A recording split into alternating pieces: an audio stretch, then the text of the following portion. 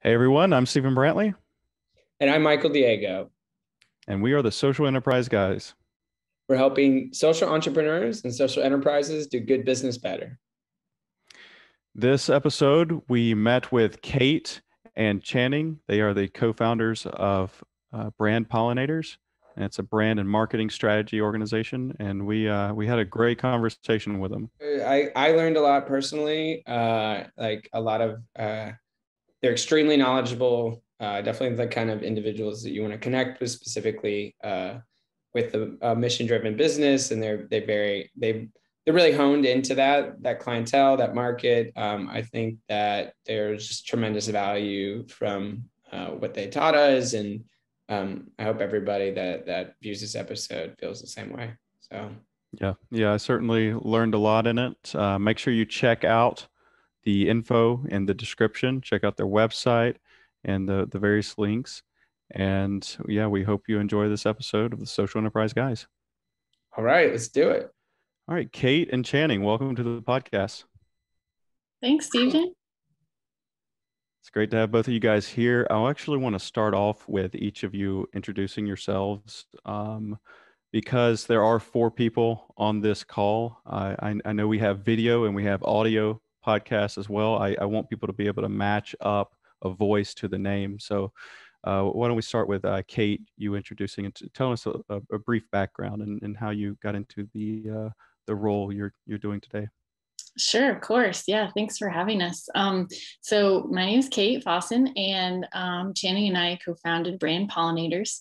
When we first met, we were both kind of coming at it from a little bit of a different angle. So she's more marketing and sales, and I was coming from an operations and brand background. So we've both worked with a lot of different entrepreneurs in our day. But yeah, I started my journey sort of not really intentionally. And as I started going through my career, I was like, man, this isn't jiving with how I want to be in the world, you know? So I kind of branched out from where I started and started to do things a lot more intentionally, and started working with socially conscious brands and started just taking all different kinds of roles because I wanted to help these companies get bigger and gain more traction and connect more people. So that sort of led me to a job where I was working with Channing, and we ended up connecting, having a lot in common. So we worked together quite a bit and ended up starting companies together. Awesome. I love that. I already have so many questions, but I'll let Channing do an intro before I dive in. Absolutely. Kate, thanks for the intro there to how we got connected. I describe myself as a self-proclaimed brand enthusiast and an entrepreneur and a serial brand builder. So I've been working with emerging brands and building companies for the last 9 years. But the companies that I work with and the founders that I work with are conscientious, and they're genuinely trying to build something that's making the world a better place. So that's a lot of what Kate and I had in common, are just our core beliefs and our general business practices. And we believe that businesses can do good and do well at the same time. And so it's kind of our goal is to help founders kind of actualize their vision and help these great brands that are doing great things kind of find a place in the world.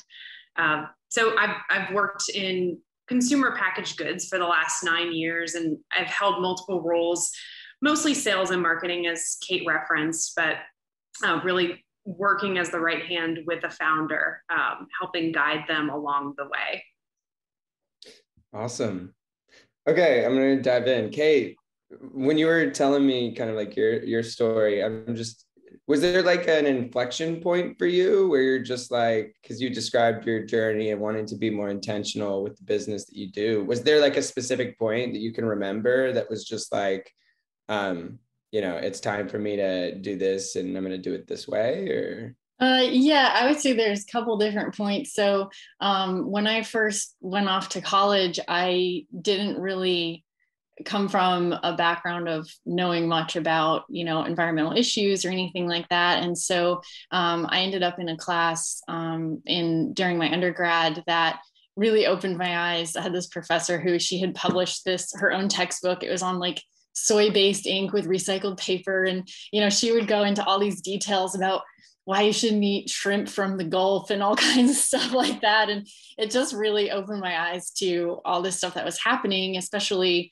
with businesses. And it sort of got the spark going for me. But then throughout my time in college, I just wasn't really sure what I wanted to do as a career. And so I kind of just stumbled into a job right out of school, which was, I was working for this company called CNS, and it's a wholesale grocery company. It's probably one of the largest privately held companies in the country. And they basically offer services for connecting brands to the grocery aisle. And so I was a procurement specialist for them. So I found myself purchasing truckloads of toilet paper and M&Ms and whatever else was needed at the grocery stores. And just one day I was like, man, I just like I couldn't figure out why I didn't really enjoy what I was doing, because I liked, I was good at it, and it was fast paced, and I excelled pretty quickly. But then I was like, what is the meaning of this? Like, why am I sending truckloads of toilet paper all around the world? So that was kind of like the catalyst for me to start something more intentionally. Awesome. Super, super exciting. And Channing, you're in Athens today? I am, yes. Oh, that's great. So I went to undergrad at the University of Georgia, studied journalism.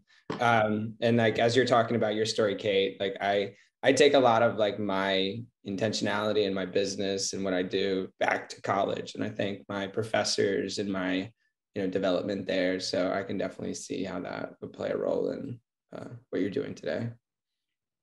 Stephen, I don't know anything. We certainly we relate to you guys and your time differences, because Kate, you're out in California, Channing and Georgia, and I'm in Georgia, and Michael's in California, so we have to work across those time zones. I think Stephen gets the better end of the deal in this regard.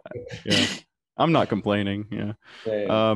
Well, yeah. So you guys are the co-founders of Brand Pollinators. So tell us what is Brand Pollinators, and how did it come to be?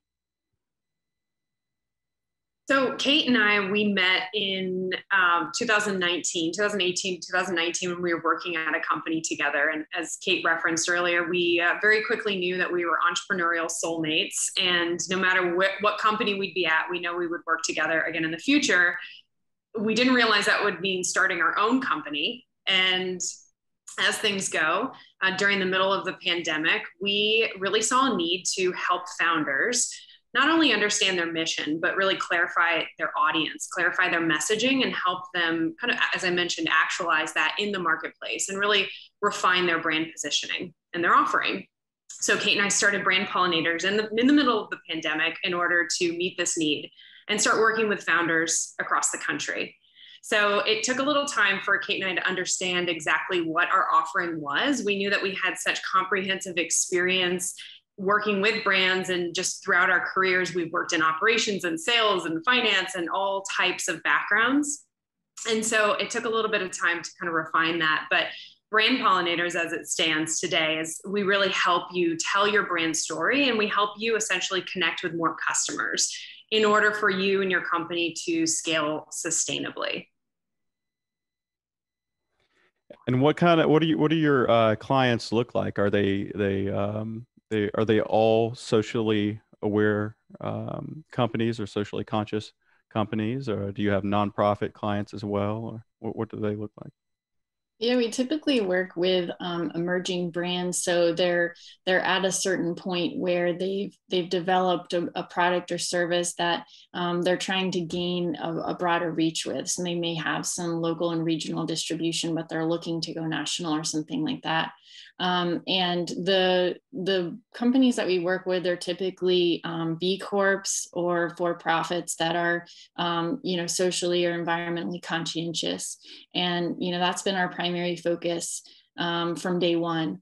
And, we have a lot of experience in CPG and natural foods, but We've also expanded to work with clients who are coming from different industries, but still have that same goal in mind of, growing in a way that's sustainable and beneficial for the planet and the people on it.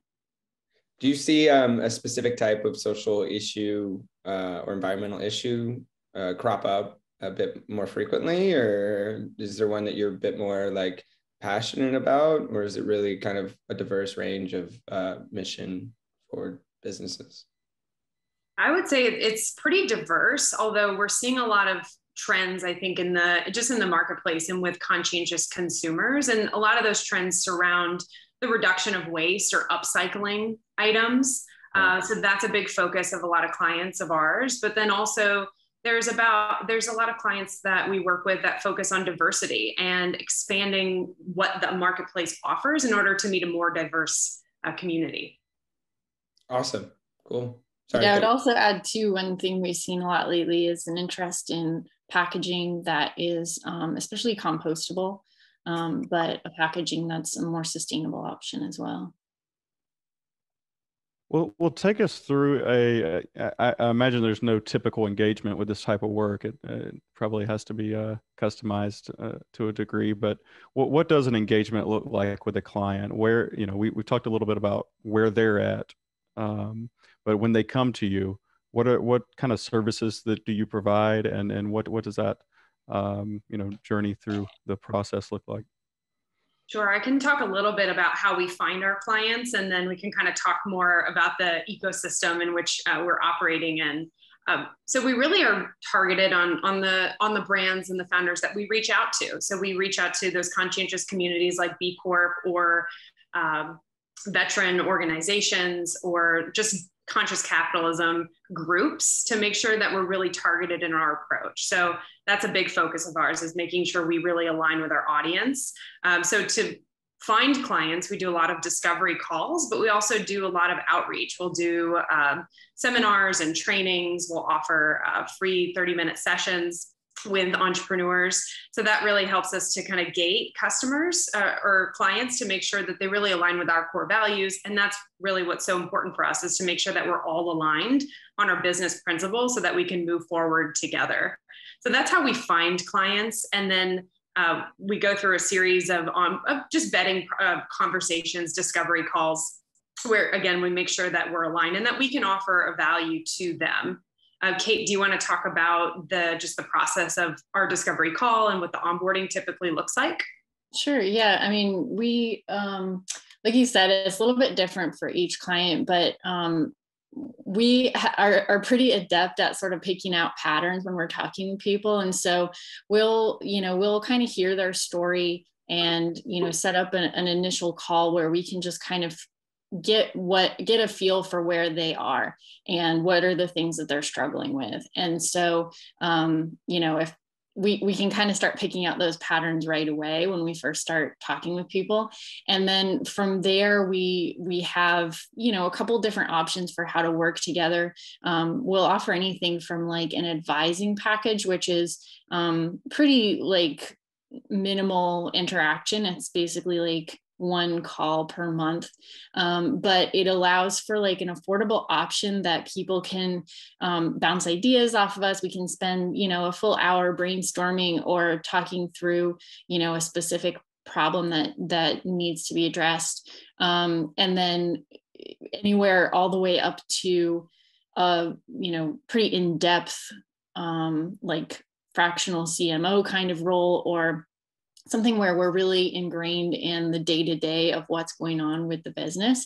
And of course, this all depends on what they need, but also what our availability is. I mean, it's mostly Channing and I doing most of the strategy work ourselves. And so, we can only take on so many of those larger clients at once, but the advising, we have a bigger capacity to do, so we can help more people in that way. But yeah, once we get the ball rolling with that, we like to, figure out what those pieces are. And the patterns that we see a lot are focusing on a customer persona, which a lot of times people, they sort of have it in their head and they know who they want to try to reach, but really defining that customer persona and building, a visual document or guide or something based around their specific target audience and kind of giving it a name and, a face. And that's something that we see as being really valuable for people and something we can do over the course of a project with someone. We also do a lot of like brand guides or media kits or investor decks, those kinds of things that are like structural documents that they can refer back to when they're building out their, campaigns and future marketing strategy. Yeah, I I love launching like new brands. I think that I come from a background in journalism. I worked in an agency, marketing agency for a couple of years. So I have, and then even when I got into enterprise cloud computing, like I worked with the marketing team, right? So I've always kind of been close to that. And I like launching new brands, right? It's this whole like mixture of creativity, business, like all of these different elements. But one of the things that I find, challenging or just like I'm unsure about when I do a new one, like I have all these, we as a team typically have a lot of great ideas. We have a lot of assumptions about what we think will be an impactful brand, right? But you don't really know until it's out in front of the customer. And like, if it resonates, if it actually, personifies what you think it's going to, is a lot of the work that you do kind of like prior to launching a new brand? I guess not, because some of your companies are, as you said, well established, but what do you typically do prior to like launching a new brand to ensure that it's going to kind of like resonate? I don't know if that makes sense, but yeah, no, I think that's a good question. I mean, we typically work with brands that are a little bit more established so that they actually, have some traction with the product. But we've definitely mentored a lot of entrepreneurs who are early in the process and still kind of building their MVP or whatever. And so I think the key is just to remember that any business is, existing, and the only way it's going to exist is to solve a problem for people. And so I think what it comes down to is identifying what is that problem you're trying to solve for your customer, and then sort of going at it from that angle and really trying to get a pulse on, how people respond to it. And, looking at trends that are happening, but also looking at maybe analogous brands or, other brands in the marketplace that may not be in the same industry, but maybe interested, the same clients may be interested. And so, those are just some kind of ways you can sort of direct that. But I mean, you don't know, you never know, I mean, how well a product's going to do until you get it out there and you start building some kind of consensus from people, because, it's just one of those things where you can have a great idea, but unless someone else is there to corroborate that, then you're never going to know. So I think you really need to get the feedback. No, I think that's great. Thank you. Can you tell us some of the advantages that an organization might get from branding as a social enterprise and really promoting that side of their work? And we use a broad definition of social enterprise. Basically, an organization that solves social problems through a market-driven approach. So this could be nonprofits or for-profits, but what advantages do organizations get from branding like that? I think it starts with what Kate mentioned, is solving a problem. And a lot of the problems that we're facing today are social problems or environmental problems. And so I think there's a real alignment there. I also think that customers are so smart these days. And sure, it's the access on the internet and it's social media. We have so much transparency. And so customers can really quickly kind of scout out if a brand is aligned with what their marketing says that they're doing. So this is about, living your values. It's not just using those values as a marketing tactic. And so, some brands do that thinking that sure, they can get by with it, but really customers will scout that out pretty quickly. So I think it's not just using those social values as a marketing tactic, but really making sure it's ingrained in your business proposition. Kate, what would you add to that? No, I mean, I think that's great. I think it's really beneficial to have a structure behind how you're going to share that message, because we've talked to so many brands that have such a multifaceted approach to what that means to be socially or environmentally conscientious. And that's everything from the packaging to, who they're hiring, to where they're sourcing their ingredients, to how they're shipping. Like, everything along the line is, a thoughtful process for so many of these emerging brands, but you can't tell the customer that all at once. It's just too much information. And so I think that having a clear brand and developing a clear message and a kind of a structure and a hierarchy of how you can share that message of what you're doing that's socially or environmentally conscientious is going to really help customers understand, if that's something they align with. Yeah, this is mostly like completely off topic, but something that stands out in my mind. Like, we're coming out of the month of June, which is Pride Month, LGBTQ month across the country, and I see a lot of posts about these companies that they'll change their their logo for the month of June, and then like at the stroke of midnight they change it back, and you see I've seen a lot of my friends resharing posts that are like, oh, here are these brands that will use Pride Month to market to this audience, but they're also donating tens of millions of dollars to anti-LGBTQ causes. I don't know if you guys have any thoughts about that, or if that's an example of kind of like a brand that's kind of using that social lens to drive business, but not really living those values. I don't know. Yes. I have thoughts. Please tell me. It's Channing and I were just talking about this the other day, actually, because it's a tough one, especially for, conscientious brands, because there are so many great causes that we do want to support. And maybe even if there are initiatives that you're doing, year round to support a certain cause, it doesn't necessarily mean that, you need to advertise what it is that you're doing. So there's a lot of great ways to communicate the value that you're bringing to the community, but there's also so much value in just doing the right thing. And you don't have to shout it out from the rooftops every time you do the right thing. And so I think that, it comes down to that. And there's also this piece of, if you're just going to show, a rainbow or whatever month it is of a cause that's happening, then you're really just kind of, you're not really contributing to the awareness that much. I mean, it's helpful in a small way to be able to see, you look through LinkedIn and all the logos are turned rainbow.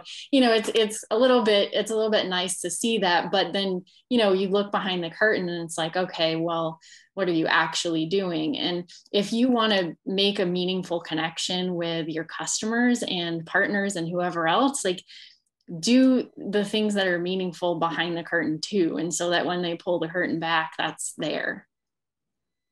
Yeah, I agree. I think it's been educating to see some of these brands, and I'm like, oh, let me learn more. And then I, pull back the curtain and I'm like, wow, they're not, if anything, they're any other month, they're pushing against the cause. So it's well, Michael, it's a really interesting question. So when you would scroll LinkedIn, when you would find large companies that didn't change their logo, did you have kind of a gut reaction to that? No, not necessarily. I didn't kind of peek behind the curtains of those brands. Maybe I should have, but yeah, I feel like there was a large majority that did. And then the ones that I didn't,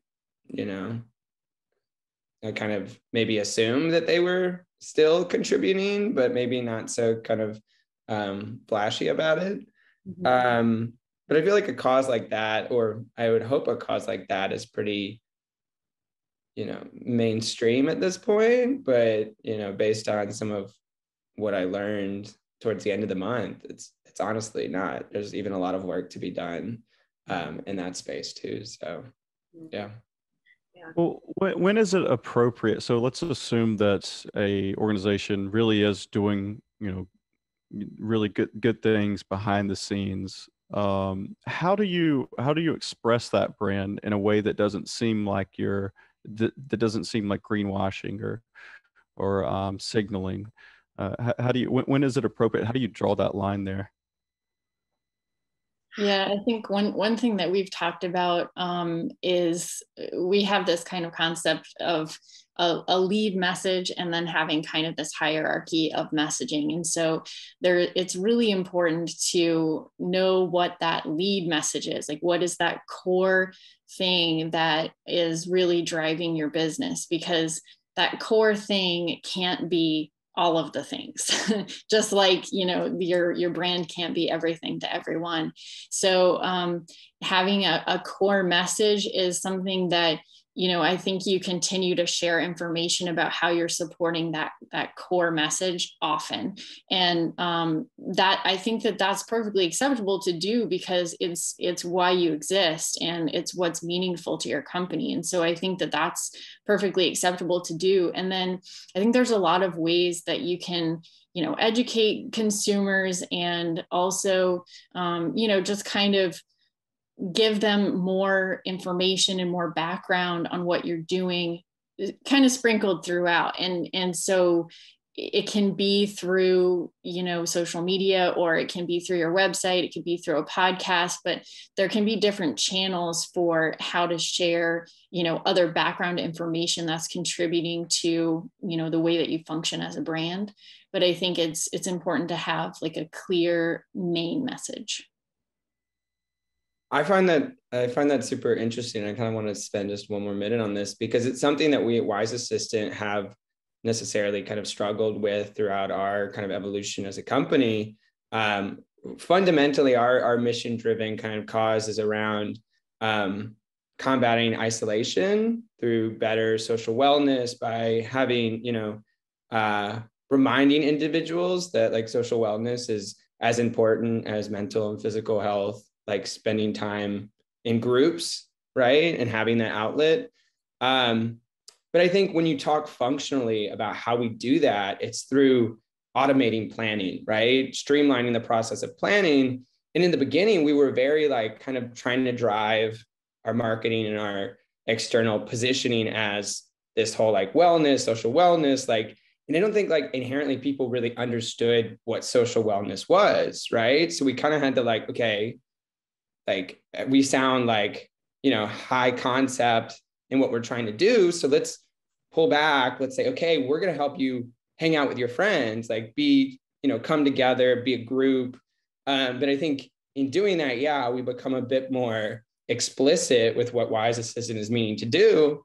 But then we lose this whole like this mission-driven aspect that is at the core of our DNA, right? And so even today, I struggle with bridging the two, right? The more like functional, like we'll wrangle your friends together versus what wrangling your friends together really is meant to do. And I think that's kind of why I wanted to do the podcast and have these like side kind of avenues to talk about this, which is inherently deeper. It requires a deeper conversation, a deeper understanding of the benefits and the trade-offs, right? But when I talk about the product, it is more like, hey, we'll make these things easier so you can do this thing more often. And if I could figure out a way to bring that social wellness into that without having to like re-explain the benefits of it. And anyway, no, I think that's on that. Yeah. So I think there's a why you do what you do, and there's a what you do. And so the why you do is the social wellness. The what you do is the actual platform for how you're connecting people. And so I think that, those two pieces have to be there.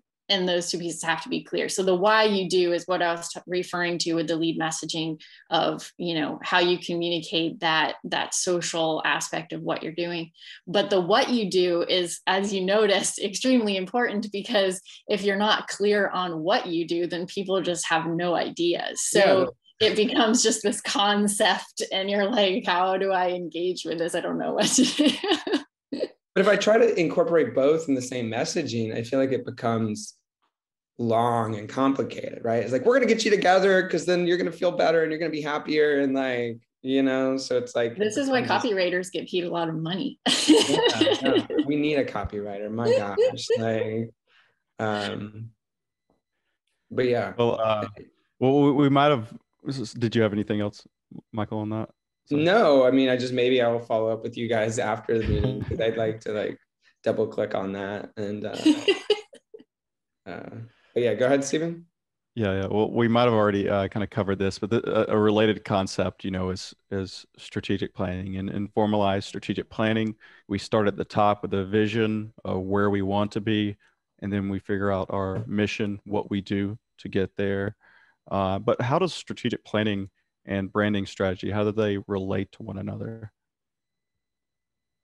I think they're really, really integrated for sure, because, you know, that brand, like we've been talking about, is, you know, you need to have that framework behind what you're going to do, because, you know, like we said, you want to go post something on social media, but what is that message that you're trying to send? Like, to Michael's point, you know, like, you put it all in one sentence, it's not going to make a lot of sense for people, or you're going to lose them.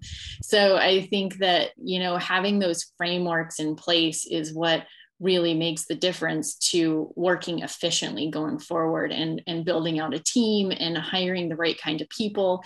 I mean, I think all of that comes into play by having frameworks, you know, for branding and for, you know, the social structure of the business.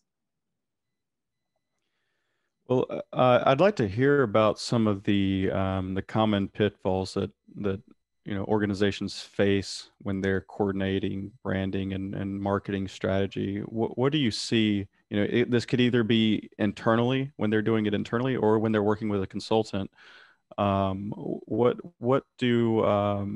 do you often see? What are some of the bad routes that organizations take that they can avoid? I'll start first by saying whether they feel like they need a consultant at any point in their startup. A lot of times founders want to hire a hourly social media manager to just post some sort of messaging that kind of aligns with their brand, that is pretty images, and there's no strategy there. And it's essentially starting a race without having a map.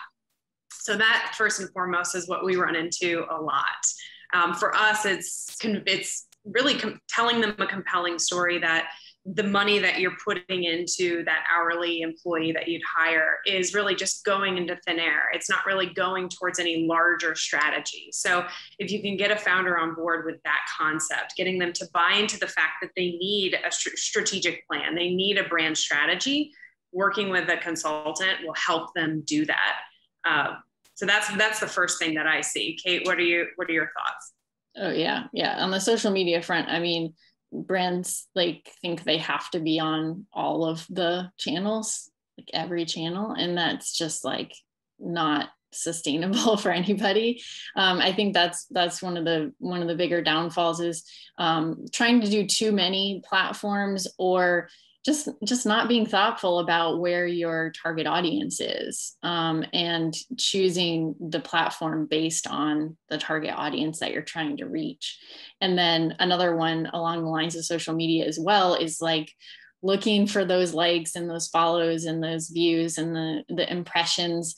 Like, sure, those give you a little bit of a gauge of, you know, if people are interested or if they've seen it or something. But if that's not translating into, you know, a bigger awareness of your brand and directly to sales, then, you know, it's not super meaningful to have high impressions or, you know, a high number of likes on your social following, because it's what really matters is that your message is landing, and it's converting people to actually, purchase from you. We made a lot of those mistakes in our learning process of the marketing. Like, we tried to do all the social channels. Which one do you find to be the most that people is best for people to start in? And I know what ours is and where we should have started in, but depends on your audience. I mean, it really depends on your audience, right? So, for us, like we want to be working with founders and people that are building businesses. Those people are on LinkedIn. And, if you want to be working with, especially like if you're trying to reach consumers that are younger and more active on like Instagram, that's where you want to be. If it's maybe older, like you can look at whatever the current trends are for who's on which platforms.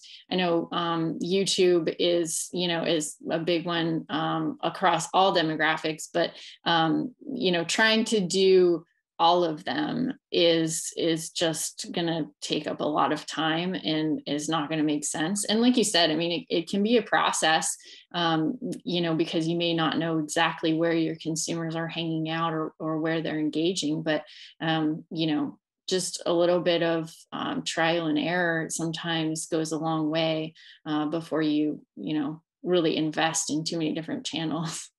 Yeah, no, we were doing LinkedIn, Twitter, Facebook, all of that, and then discovered that Instagram is really where all of the individuals are that we want to connect with. And so Instagram, we've been focusing all on Instagram, and we've been able to grow our following substantially just in a month, and get a really good engagement too. So that's great.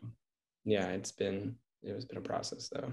Yeah, we're big fans of, shortening the test, iterate, and refine cycle. So if you're curious about these different platforms, first I would start by, identifying your customer, then figuring out where they are. You can very easily find the demographics of each of these social channels. You can see who's mostly on Pinterest, who's on Twitter, LinkedIn. You can find your person and then do some case studies, test out your theories, iterate, refine. And if it doesn't work, that's okay. Just go to the next one and test. And I think early on, bandwidth is an issue, budget is an issue. And so give yourself the flexibility and the grace to kind of test out those different theories. And then if something works, great, double your efforts in that one channel.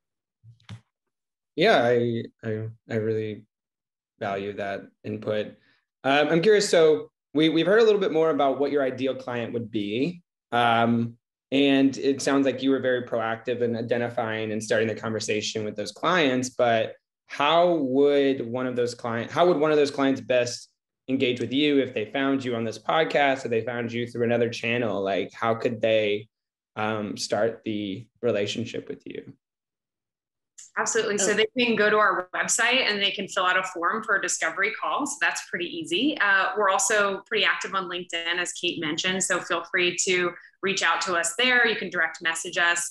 We do have an Instagram as well. So if you're on that and that's your platform, feel free to send us a message there. But I think if you're a founder building a business, I would go to our website first and foremost, just fill out the discovery form and we'll reach out to you to get something set up. And we can't wait to meet you.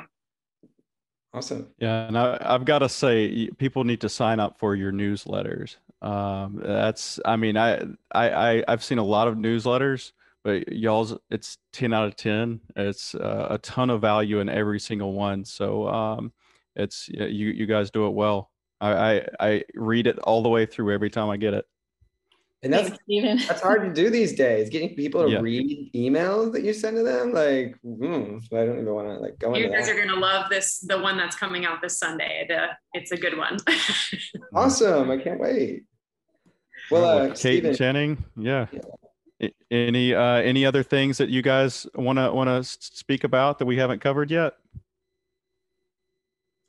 I would just say to those founders that are maybe encountering a lot of hurdles or maybe feeling discouraged, but they're doing the right thing and they're striving to make an impact. I would just say, don't give up. It's really challenging, especially right now, to build a business. It's a really challenging landscape, but connecting with people and collaborating with other founders or even across industries is a really great way to kind of share that audience, share ideas. We believe that collaboration is innovation. And so if you can find other founders that are on a similar mission to you, reach out and stay connected.